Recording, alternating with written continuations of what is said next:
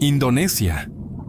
Cuando escuchas este nombre, tu mente dibuja una imagen sacada de un folleto turístico. Arena blanca como la nieve, la superficie azul turquesa del océano, palmeras que se mecen perezosamente. Pero olvida esa fachada brillante. La verdadera Indonesia huele diferente. Huele a sal corrosiva, a algas arrojadas sobre los arrecifes y a la humedad intensa y amarga del océano salvaje. Escucha este sonido. No es el relajante murmullo de las olas. Es el silbido furioso del viento de tormenta golpeando las rocas y el amenazante estruendo que surge desde las profundidades. Allí, en la oscuridad absoluta más allá de los arrecifes de coral, el agua parece estar viva. Y no es solo una impresión. Desde ese abismo, realmente hay alguien observándote. Y tienes razón. Ante ti se encuentra el mayor estado insular del planeta. 17.000 islas dispersas por una superficie comparable a la de toda Europa. Un auténtico pulmón de la Tierra. Aunque los científicos llevan mucho tiempo llamando a esta zona el Triángulo de Masalembo, el Triángulo de las Bermudas de Indonesia. Debido a las anomalías magnéticas, las brújulas aquí se vuelven locas y los sistemas de navegación fallan, convirtiendo estas aguas en una peligrosa trampa. Pero entre estas anomalías vive un pueblo que ha aprendido a llamar hogar a este lugar. Los Bajau, los gitanos del mar, personas que nacen y mueren en barcos, pasando años sin pisar tierra firme. No solo se han adaptado a este entorno, este literalmente los ha reescrito a su medida. Pueden contener la respiración durante 13 minutos y descender hasta una profundidad de 70 metros sin ningún tipo de equipo, con una sola respiración. Y eso no es todo. Al final de este episodio entenderás que los Bajau no son simplemente nómadas del mar. Son mutantes biológicos y un reflejo de aquello en lo que podría convertirse el ser humano si algún día la evolución diera marcha atrás, hacia el océano. Prepárate. ¿Comenzamos la inmersión? Capítulo 1. Nacer en medio del mar. Cuando piensas en el nacimiento de un niño, seguramente imaginas una habitación de hospital estéril, la luz intensa de las lámparas y un suelo firme bajo los pies. Pero para los niños, Bajau todo es diferente.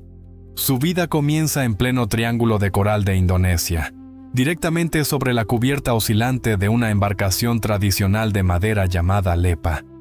Bajo la quilla, hay cientos de metros de abismo en el mar de Celebes. A su alrededor, durante miles de kilómetros, solo hay viento salado, el sordo murmullo de las olas golpeando el casco y un horizonte infinito. Para nosotros, esto suena a una locura extrema. Cualquier tormenta puede volcar su hogar flotante. Aquí no hay médicos, medicamentos modernos ni conexión con la civilización.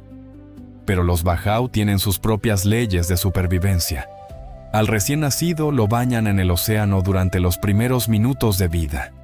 Así, el mar recibe al nuevo nómada, que aprenderá a nadar y a bucear mucho antes de poder caminar con seguridad sobre tierra firme.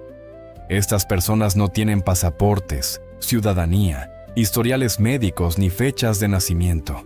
De los cientos de miles de Bajau que viven en las aguas del sudeste asiático, muchos no han pisado tierra firme ni una sola vez en toda su vida. El océano es su cuna, su hogar y su último refugio. Y todo comienza con la primera bocanada de aire salado. Capítulo 2. Un hogar sin tierra firme. Aquí, el hogar no comienza al cruzar una puerta. Aquí puede que ni siquiera haya tierra bajo los pies. Para estas personas, la barca no es un medio de transporte. Es un dormitorio, una cocina, un taller y todo un mundo que se balancea al ritmo de las olas. Sus asentamientos, como la aldea flotante de Sampela, en el Parque Nacional de Wakatobi, en Indonesia, están construidos directamente sobre los arrecifes de coral, a kilómetros de la costa. Los pilares de las casas están hechos de resistente madera de olín, capaz de soportar durante décadas la acción del agua salada. Dentro de una casa así, el suelo está cubierto con tablones de bambú. A través de las rendijas bajo los pies, se mueve un abismo de color turquesa, pasan fugazmente barracudas, y el aire está impregnado de sal, algas y pescado seco. Pero esta forma de vida no tiene nada de romántico. Aquí no hay alcantarillado ni agua corriente, y el agua potable es un tesoro que se recoge durante las lluvias tropicales. Pero lo más sorprendente es que, incluso rodeados de agua, aquí no temen al mar, sino al fuego. Una sola chispa accidental basta para que una aldea de madera, con sus casas tan juntas, arda en cuestión de minutos. Lo más sorprendente ocurre cuando los Bajau finalmente pisan tierra firme. Su sistema vestibular está tan acostumbrado al balanceo que, cuando están en tierra firme, sufren una especie de mareo en tierra, Mabuk Darat. Se marean y sienten náuseas debido a la inmovilidad del suelo. Este frágil mundo, atrapado entre el cielo y el agua, da la vuelta a nuestra idea de lo que significa la comodidad. Demuestra que, para tener un hogar, una persona ni siquiera necesita poseer un pedazo de tierra. Y ahora vamos a profundizar un poco más, en la biología, y descubriremos de qué es capaz el cuerpo humano cuando el propio entorno lo obliga a cambiar.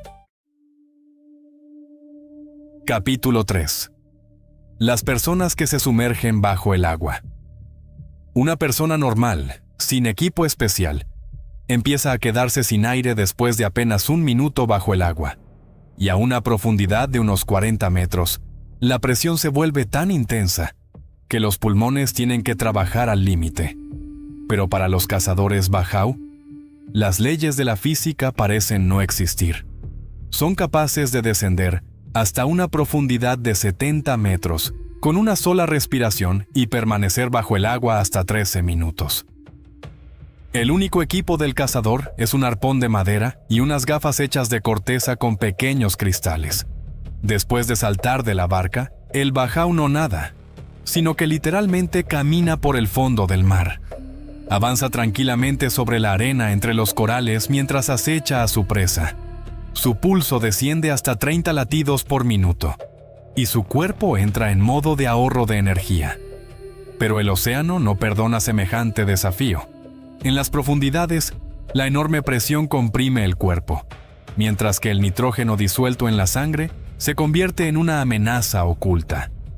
Basta con ascender demasiado rápido para que las consecuencias puedan ser graves: enfermedad por descompresión, daños en el organismo y, en algunos casos, incluso la muerte. Entonces, ¿cuál es su secreto? ¿Cómo funciona este sorprendente fenómeno? Los genetistas descubrieron que el vaso de los Bajau es un 50% más grande y funciona como una reserva natural que libera glóbulos rojos. Y para soportar la dolorosa presión en los oídos, algunos Bajau se dañan deliberadamente los tímpanos desde la infancia, el precio que pagan por vivir en las profundidades. Los Bajau son la primera prueba viviente de la historia de cómo el ser humano puede adaptarse fisiológicamente a la vida en el abismo marino. Y en este momento quiero haceros una pregunta. Genetistas de todo el mundo estudian las adaptaciones únicas de los Bajau. ¿Pero para qué lo hacen realmente? 1. Para descubrir las capacidades ocultas del organismo humano y lograr un gran avance en la medicina. 2. Para aprender a reproducir estas capacidades de forma artificial. Por ejemplo, para entrenar a militares capaces de actuar bajo el agua allí donde una persona normal no podría resistir. Y ahora, sin explicaciones. Escribid en los comentarios solo un número, 1 o 2. Capítulo 4. Las mujeres y la familia Bajau. Cuando los colonizadores europeos se encontraron por primera vez con los nómadas del mar, esperaban ver un patriarcado brutal, en el que la mujer fuera una sombra de su marido sin ningún derecho. Pero en el mar, las leyes de la tierra no funcionan. La familia Bajau es una unión completamente igualitaria. En las embarcaciones Lepa, donde toda una familia de 5 o 6 personas vive apiñada en apenas unos metros cuadrados, sobrevivir en solitario es imposible. Aquí la herencia es bilateral, las hijas reciben la misma parte de los bienes que los hijos, algo único en Asia. La seña de identidad de las mujeres Bajau es el borak. Borak. Es una pasta espesa y amarillenta hecha de arroz y cúrcuma con la que se cubren completamente el rostro. Con el océano azul turquesa de fondo, parecen misteriosos seres con máscaras doradas que recogen moluscos en aguas poco profundas. Pero detrás de esta imagen se esconde un precio muy alto. El sol implacable les quema la piel y, a veces, ni siquiera hay suficiente agua dulce para cubrir las necesidades cotidianas más básicas. Las mujeres Bajau pueden dar a luz directamente en una barca, lejos de médicos y hospitales, donde cualquier infección grave se convierte en una amenaza real para la vida. Al mismo tiempo, son precisamente las mujeres el principal pilar económico de la comunidad. Mientras los hombres bucean en busca de alimento, las mujeres tejen complejas esteras de pandano, manejan las embarcaciones con gran destreza y se encargan de todo el comercio en los mercados. Sin su pragmatismo, las capturas de los nómadas perderían su valor. La mujer Bajau no es simplemente la guardiana del hogar. En gran medida, sobre ella recaen la familia, la vida cotidiana y la forma de vida tradicional en medio del océano. Numorar. Capítulo 5. Comida en medio del mar. En Asia, el arroz es la base de la vida, un alimento sagrado sin el que no se concibe ninguna comida. Pero prueban a ofrecer un cuenco de arroz caliente a un nómada del mar Bajau, y lo rechazará con indiferencia.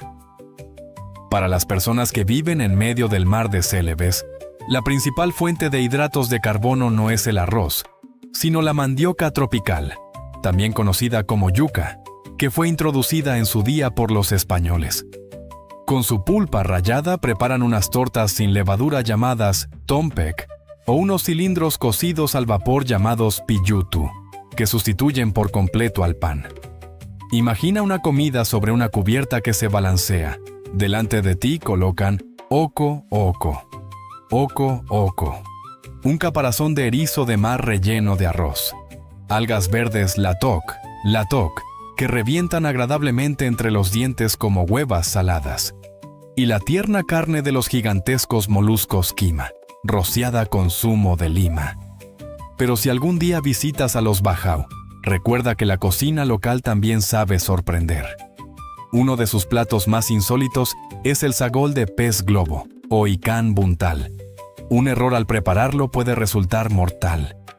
La tetrodotoxina presente en este pescado puede provocar una parálisis grave y una parada respiratoria, y hasta el día de hoy no existe un antídoto específico. ¿Pero qué hacen cuando una tormenta les impide salir a buscar alimento durante varios días? Los Bajau han aprendido a secar la carne de tiburones y rayas bajo el sol abrasador, para poder conservarla durante mucho tiempo incluso sin frigorífico.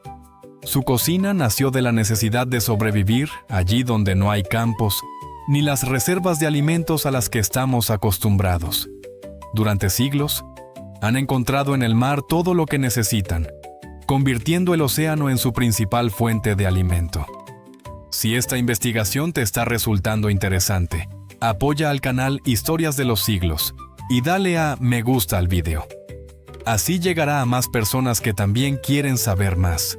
Y nosotros continuamos. Porque la vida en el mar no es solo tradición y libertad. Todo tiene un precio. Pero ¿de dónde sacan dinero los Bajau? ¿Y de qué viven? Vamos a descubrirlo. Capítulo 6. Dinero y supervivencia. Podemos imaginar a los nómadas del mar como unos románticos que intercambian pescado y conchas por todo lo que necesitan. Pero la realidad es mucho más prosaica. El dinero hace tiempo que también llegó hasta aquí. Hoy, los Bajau son un eslabón clave en la multimillonaria industria asiática del comercio de peces vivos, LRFFT. Los restaurantes de élite de Hong Kong y Pekín pagan hasta $150 por un kilo de mero de coral vivo o del raro pez Napoleón. En busca de estas capturas, el cazador desciende al abismo. No lleva un equipo de buceo. solo una fina manguera de jardín entre los dientes, por la que recibe desde la barca, a través de un viejo compresor diésel oxidado, aire maloliente mezclado con vapores de aceite de motor. Pero el precio de esta supervivencia es cada vez más alto. Para conseguir cada vez menos pescado y poder pagar sus deudas, algunos bajau recurren a medidas extremas. Destruyen los arrecifes con explosivos caseros o utilizan cianuro para hacer salir a los peces de sus refugios entre los corales. El océano que durante siglos alimentó a sus antepasados, ahora se está destruyendo ante sus propios ojos. Y para muchos hombres jóvenes, el buceo barato con compresor termina provocando graves casos de enfermedad por descompresión y discapacidad. ¿Cómo sobrevivir sin pasaporte, sin cuenta bancaria y sin acceso al sistema financiero convencional?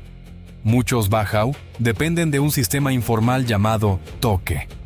El intermediario proporciona por adelantado a la familia arroz, combustible y todo lo necesario y, a cambio, obtiene el derecho a comprar sus futuras capturas.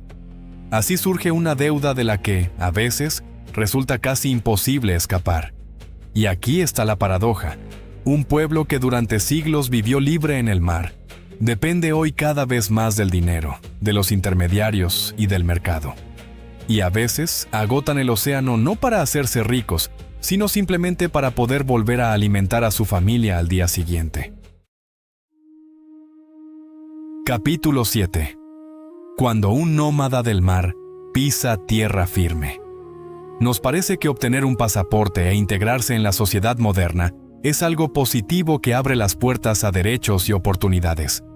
Pero para los bajau, pisar tierra firme a menudo supone perder la libertad que han tenido durante miles de años. Antes de la descolonización del sudeste asiático y del establecimiento de estrictas fronteras marítimas a finales del siglo XIX, los bajau se desplazaban libremente por toda la región. Hoy, su población total supera el 1.000.000 de personas, pero decenas de miles siguen siendo fantasmas legales, stateless, personas sin ciudadanía, pasaportes ni derechos básicos. Las organizaciones internacionales intentan proporcionarles documentos, pero muchos bajau evitan deliberadamente ser registrados. Llaman a los pasaportes grilletes y prefieren seguir siendo invisibles para no pagar impuestos, no servir en los ejércitos y pertenecer únicamente al océano. Y aquí surge una difícil cuestión ética. ¿Debemos intentar integrar a estos pueblos en la sociedad moderna, ofreciéndoles medicina y educación a costa de la pérdida de su cultura? ¿O sería mejor dejarlos en paz y preservar su forma de vida única y dura? Compartid vuestra opinión en los comentarios de este vídeo. Después de todo lo que habéis escuchado, la decisión de apoyar o no nuestro episodio con un me gusta es solo vuestra. Y si hoy habéis aprendido algo nuevo, simplemente compartid este vídeo con un amigo. Que más personas conozcan la verdad y descubran la ciencia, la biología y las increíbles historias de los pueblos de nuestro planeta. Hasta la próxima en Historias de los Siglos. Conservad vuestra curiosidad. Es la que abre las puertas al mundo.